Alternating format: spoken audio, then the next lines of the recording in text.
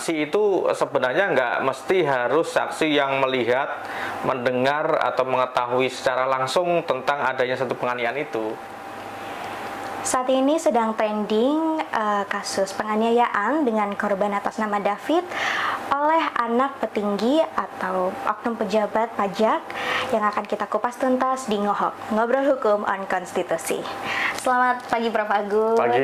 Kita semangat pagi ya Prof ya. Selamat pagi, semangat terus ya. Oke, Ya. Prof, ini kita di sini akan membahas terkait dengan korban dan kita juga akan membahas di sini Agnes ya Prof ya selaku turut serta. Jadi kita membahas selain dari pelaku utamanya gitu ya Prof ya. Baik, untuk yang pertama Prof, dari korbannya sendiri atas nama David. Kalau memang ini masyarakat Indonesia juga bertanya-tanya Prof, kalau memang dari tuntutan hukum yang ada saat ini dari korbannya merasa dirugikan atau memang menuntut kerugian atas apa yang diperoleh itu dalam pandangan hukum seperti apa Prof? Ya, kalau saat ini kan yang bisa dilakukan berkaitan dengan kerugian ya, kerugian baik itu kerugian berupa kerugian fisik, kesehatan, kerugian material itu bisa dilakukan dengan tuntutan gugatan ganti kerugian ya atas perbuatan melawan hukum yang dilakukan oleh pelaku atau para pelaku begitu. Kalau hukum pidana ini difokuskan untuk menjerat atau meminta pertanggungjawaban dari sisi pelaku. Nah, kalau kita tahu kan pelakunya lebih dari satu kan, ya pelakunya lebih dari satu yang tentu pelaku utamanya atau yang bahkan bisa dikualifikasi sebagai intelektual dader lah begitu ya, atau aktor intelektualnya saudara Mario Dandi, dan kemudian dia juga langsung mengeksekusi dibantu oleh beberapa yang bisa dikelompokkan ke dalam turut serta. Jadi kalau dalam hukum pidana itu ada turut serta melakukan satu perbuatan, yaitu si saudara Sen ya, yang itu sekarang sudah dua-duanya sudah ditetapkan sebagai tersangka. Lalu ada satu lagi yang AG atau Agnes itu kan diposisikan sebagai anak yang berkonflik dengan hukum. Nah, itu ada diatur dalam Undang-Undang Sistem Peradilan Anak, Undang-Undang Nomor 11 Tahun 2011 ya, di pasal 1 angka 3-nya. Lalu pertanyaannya apa sih yang dimasukkan dengan anak yang berkonflik dengan hukum? Pasti orang awam kan, masyarakat awam bertanya-tanya. Masih asing ya Prof? Asing. Nah, sebenarnya orang yang berkonflik dengan hukum itu maksudnya adalah dia juga sebenarnya pelaku tindak pidana, namun karena usianya itu antara 12 sampai kurang dari 18 tahun, sehingga dia diposisikan sebagai anak yang berkonflik dengan hukum. Nah, faktanya si Agnes ini kan usianya kan 15 tahun. Iya, 15 nah, tahun. sehingga dia dikelompokkan ke dalam anak yang berkonflik dengan hukum. Lalu nanti tentu mekanisme proses hukumnya berbeda antara yang dua pelaku yang sudah dewasa, baik itu Mario Dandi maupun si Sen kan seperti hukum acara pidana pada umumnya. Nah, sedangkan bagi yang anak yang berkonflik dengan hukum yang Agnes itu nanti menggunakan sistem peradilan pidana, di mana sistem proses hukumnya akan berbeda, kemudian bahkan nanti ancaman pidananya itu juga nanti akan berbeda, dikurangi sepertiga dari kalau pelakunya itu adalah pelaku dewasa. Lalu nanti proses hukumnya kalau di pengadilan itu juga berbeda, hakimnya hakim tunggal kalau yang bagi pelaku yang anak yang masih belum dewasa begitu, yaitu di dalam sistem peradilan anak begitu. Oke, baik. Yang kita lihat Prof ya dari reka adegan ini kan memang dari case Mario Dandi ini penganiayaan ada saksi ya Prof ya? Ya. Nah, mungkin ini masyarakat awam juga bertanya-tanya, bagaimana Prof apabila memang di saat kejadian tidak ada saksi yang melihat kejadian tersebut Prof dalam perundang-undangan sendiri Prof? Ya, kan begini, jadi saksi itu sendiri kan kalau kita lihat dari fakta kasusnya kan pelakunya misalkan Mario Dandi. Kan ada saksi yang lainnya dalam hal ini Sen. Meskipun dia sebagai pelaku ya yang ikut serta atau turut serta melakukan tindak pidana, tapi kan dia bisa jadi saksi. Sebaliknya saksi nanti Mario juga bisa jadi saksi si Sen.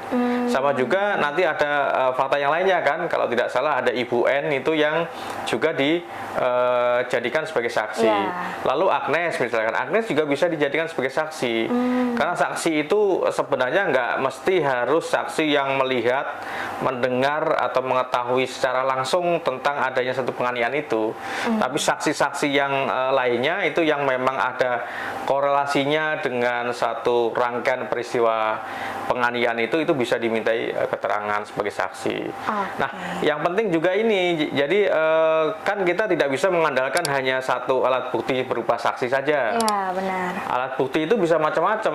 Bisa misalkan alat bukti scientific evidence atau misalkan ada CCTV ya segala macam, itu bisa dijadikan sebagai alat bukti. Lalu misalkan hasil pemeriksaan forensik yang menyatakan bahwa korban saudara David ini mengalami luka-luka berat ya.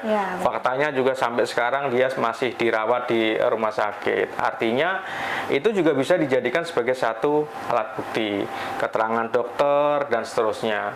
Lalu nanti ada alat bukti ahli misalkan ya, alat bukti ahli, keterangan ahli itu bisa juga jadi alat bukti. Jadi kalau dalam kasus ini sebenarnya nggak ada masalah soal alat bukti, itu sudah bisa terpenuhi sebagaimana dimaksud di dalam 184 KUHP ya, kita Undang-Undang Hukum Acara Pidana tuh. Ada 5 alat bukti kan. Nah, di situ alat buktinya sudah terpenuhi menurut saya. Sehingga proses hukum berkaitan dengan ini tetap berjalan sebagaimana mestinya ya, karena perilaku-perilaku yang kemudian emosional yang akhirnya kemudian mengarah kepada adanya suatu penganiayaan itu kan tidak boleh terjadi kan. Iya, benar. Apalagi kalau tidak salah dalam kasus ini ada perencanaan kan. Iya. Nah, ini hal yang mestinya berbeda hukumannya kalau penganiayaan itu dilakukan oleh orang yang tidak ada perencanaan. Artinya apa? Sanksi hukumannya nanti akan lebih berat dibanding dengan penganiayaan biasa pada umumnya. Nah, ini apalagi kalau kita perhatikan korbannya kan mengalami luka-luka yang sangat berat ya. Cukup serius ya. Cukup serius, sangat serius, nggak bisa melakukan aktivitas sehari-hari sebagaimana mestinya. Itu dikualifikasi sebagai penganiayaan yang berat. Apalagi kalau ada perencanaan, itu hukumannya pasti lebih berat lagi. Baik, berarti memang bukti itu tidak hanya orang yang sedang ada di TKP tersebut, tidak, tapi ya, juga betul. bisa dengan dari pelaku lainnya, kemudian Sen, kemudian Agnes, kemudian alat bukti yang lainnya kan, scientific evidence, kemudian tadi yang saya sampaikan ada alat bukti hasil pemeriksaan forensik, terus kemudian keterangan para ahli itu juga bisa jadi alat bukti. Ini cukup menjawab pertanyaan dari netizen ya, Prof ya. Kita mungkin lanjut membahas terkait dengan Agnes. Prof ya. Baik. Nah, memang Agnes ini kan diduga menjadi pemicu dari kejadian penganiayaan, Prof ya. Nah, menurut hukum sendiri untuk Agnes selaku pemicu dari tindakan tersebut, apakah ada hukumnya, Prof? Ada. Jadi di dalam konstruksi atau teori pidana ya, hukum pidana itu ada yang namanya penyertaan tidak pidana. Nah, penyertaan tidak pidana itu intinya begini. Ada pelaku yang melakukan satu tindak pidana lebih dari satu orang. Nah, di dalam hukum pidana itu ada pasal 55 dan ada pasal 56 KUHP ya, Kitab Undang-Undang Hukum Pidana. 55 itu adalah mereka yang menyuruh melakukan, kemudian mereka yang melakukan, dan mereka yang turut serta melakukan. Nah, di pasal 56-nya ya, 56-nya itu adalah masuk dalam koalisi mereka yang membantu melakukan terjadinya satu tindak pidana. Dalam kasus ini saya mencermati ada peran dari saudari Agnes ya, yang ini bisa dikualifikasi sebagai membantu melakukan satu tindak pidana, yaitu dia memberikan sarana atau kesempatan orang lain ya, dalam hal ini Marodani dan Sen itu melakukan satu tindak pidana. Dalam hal ini adalah penganiayaan kan. Apa faktanya? Faktanya adalah dia pada saat berada di satu tempat tersebut ya, tempat terjadinya penganiayaan, dia membiarkan saja penganiayaan itu, tidak mencegah, tidak berusaha untuk menghalang-halangi supaya tidak dilakukan penganiayaan.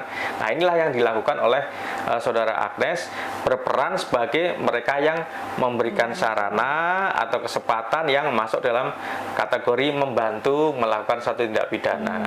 Cuma karena dia itu usianya masih masih belum dewasa, 15 tahun, maka menurut Undang-Undang sistem peradilan anak itu dikelompokkan ke dalam anak yang berkonflik dengan hukum. Anak gitu. yang berkonflik dengan hukum. Tapi sebenarnya dia pelaku gitu. Sebenarnya pelaku gitu ya. Oke. Kalau melihat dari penjelasan Prof yang tadi ya Prof ya, terkait dengan Agnes yang memang berusia 15 tahun yang memang di bawah usia ya dewasa ya. Nah, apakah memang pengadilannya juga akan sama Prof?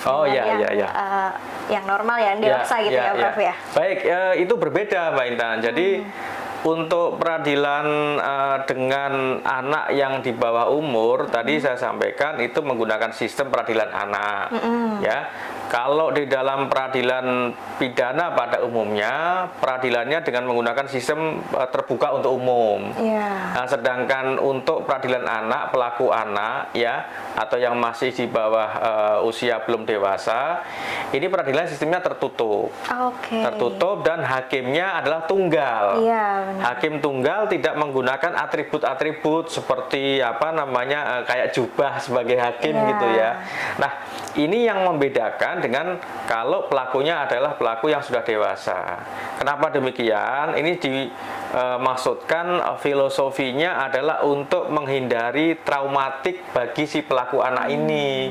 Karena kan anak ini belum dewasa, sehingga diharapkan dia bisa berubah ya ketika kemudian menjalani proses pembinaan di satu lembaga yang kemudian lembaga anak ya, yang kemudian nanti dia akan ditempatkan di satu tempat tertentu, tapi tidak sama dengan di lembaga pemasyarakatan, berbeda gitu ya. Kalau nanti setelah diputus dijatuhkan vonisnya gitu. Nah, itu maksudnya supaya anak ini nggak trauma. Nah, itu betul penting tuh supaya anak tidak trauma bahwa dia masih punya kesempatan, punya masa depan untuk lebih baik lagi. Itu gunanya dari mengapa kok kemudian sistem peradilannya diterapkan secara berbeda, secara tertutup tadi gitu Mbak Intan. Oke, berarti tetap Indonesia ini memang menjaga ya Prof ya, menjaga untuk meskipun melakukan kesalahan tetap dijaga psikologisnya dan tetap memikirkan masa depan dari anak tersebut. Iya, betul. Oke. Intan mau tanya lagi Prof, ini yang memang banyak ditanyakan sama masyarakat. Boleh.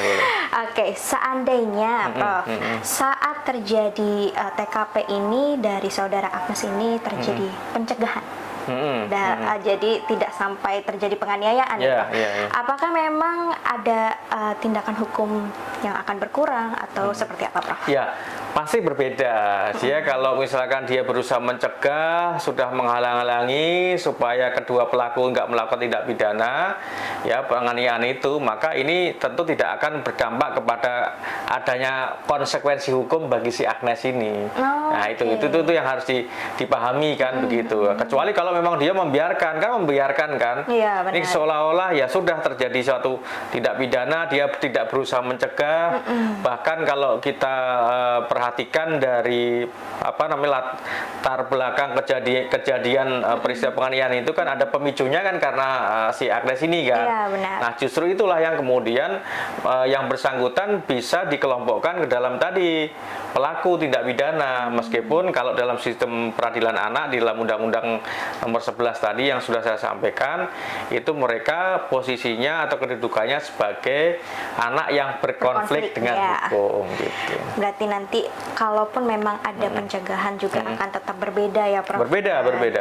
Apakah memang kemungkinan bisa tidak dijadikan pelaku atau jadi konsekuensi dengan hukumnya kalau dia mencegah, maka dia nggak bisa kemudian diposisikan sebagai pelaku tindak pidana.